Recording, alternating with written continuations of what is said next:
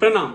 आपका स्वागत है जाने अपना देश इन 75 डेज। और आज हम बात करेंगे भारत के पॉलिटिकल सिस्टम के बारे में। इंडिया में पॉलिटिकल सिस्टम को इस तरीके से डिवाइड किया है कि सारी पावर किसी भी एक के हाथ में ना रहे, इसीलिए हम पार्लियामेंट्री टाइप ऑफ गवर्नमेंट को फॉलो करते हैं। अगर हम सबसे पहले सिस्टम की बात करें जो हॉरिजॉन्टल लेवल पर है, यहाँ पर पावर को 3 पार्ट्स में डिवाइड किया है।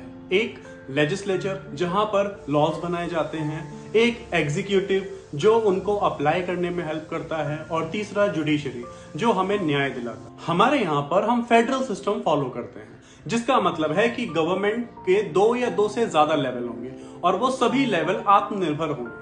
जैसे इंडिया में एक सेंट्रल गवर्नमेंट है, उसके बाद स्टेट गवर्नमेंट है और एक है हमारी पंचायती राज। ये सभी गवर्नमेंट अलग अलग लेवल पर इलेक्ट होती हैं और इनके पास खुद अपनी कुछ पावर्स हैं, जिनको अलग अलग कॉन्करेंट, सेंट्रल या फिर स्टेट लिस्ट में बांटा हो। अगर हम इंडिया के पार्लियामेंट की बात करें तो यहाँ पर पावर किसी भी एक इंसान के हाथ में नहीं है। जैसे अमेरिका में प्रेसिडेंशियल टाइप ऑफ गवर्नमेंट है, वहां पर ज्यादातर पावर प्रेसिडेंट के हाथ में है, लेकिन इंडिया का सिस्टम पार्लियामेंट्री टाइप है, तो यहाँ पर जो पावर है वो पूरे पार्लियामेंट के पास है। इंडिया के पार्लियामेंट को 2 पार्ट में डिवाइड किया हुआ है। एक है हमारी लोकसभा, जिसको लोअर हाउस भी बोला जाता है, जहां के सदस्य डायरेक्टली जनरल इलेक्शन से चूज होकर आते हैं, और दूसरा है राज्यसभा।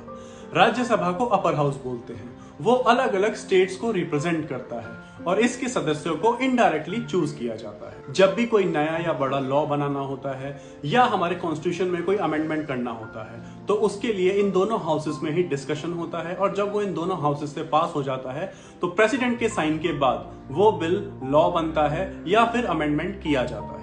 इन हाउसेस में अलग अलग टाइम पर सेशंस होते हैं। इनमें मेन सेशंस होते हैं एक बजट सेशन, मॉनसून सेशन और विंटर सेशन। लेकिन अगर कोई अर्जेंट चीज होती है तो प्रेसिडेंट के पास ये पावर है कि वो दोनों हाउसेस को कॉल कर सकते हैं। और अगर आपको आज का हमारा वीडियो अच्छा लगा तो प्लीज हमें फॉलो करें ऐसे और वीडियोस के लिए।